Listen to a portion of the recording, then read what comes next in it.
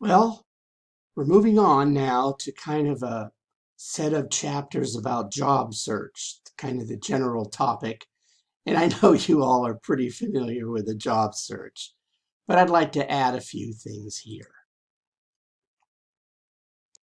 Well, I'm going to share my ideas from my work experience about what's been important. We cannot let our Midwest modesty get in our way. The idea of getting a job is to make the case that you're better than someone else. And we know that in the Midwest, for those that live in the Midwest, that is something you don't do. Well, the skill sets are changing, and the way work will be done, or at least temporarily, has been deeply affected by COVID-19. Teamwork is always valuable. And now perhaps with going through what we're going through, the teamwork will be virtual. And actually, for that matter, it was virtual before COVID-19. I loved being a virtual employee of Royal Dutch Shell. Of course, when you're looking for a job, you want to emphasize what sets you apart from others. What can you bring to the table other candidates cannot? I would urge that you always consider what you've done on teams, whether you were a student in school if you don't have a job yet, or what you're currently doing in teams. Well, here's a few suggestions on the team skill that you may consider. And when you write your resume, you always give the results, as you can see on the right-hand column. Always results. And notice that these are all action verbs. The first sentence are always action verbs. That's what you need to use.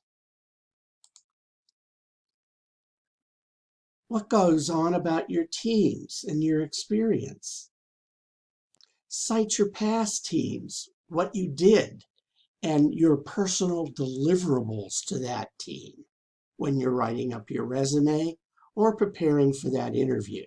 For example, you could cite the dysfunction of a team and what you did to restore the balance of that team.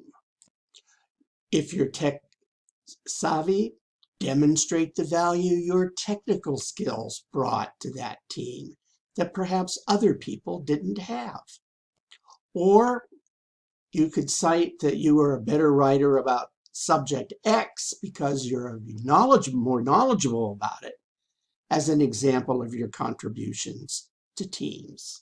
And of course, if you present at a regular basis and you have results that you can show, you would put that on your resume and prepare that for your oral interview.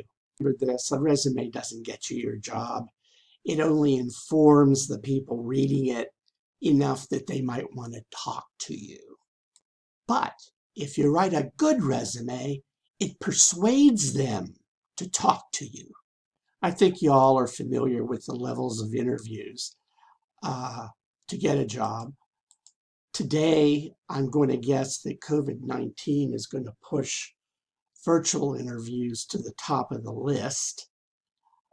They existed before, but I think the day of lots of face-to-face is long gone, if only because of cost. And you'll be using a variety of tools if you're not already using them, like Slack or Skype. And of course, Zoom. Well, I hope this has stirred a few thoughts. Thank you. And thank you for your time. I know it's valuable.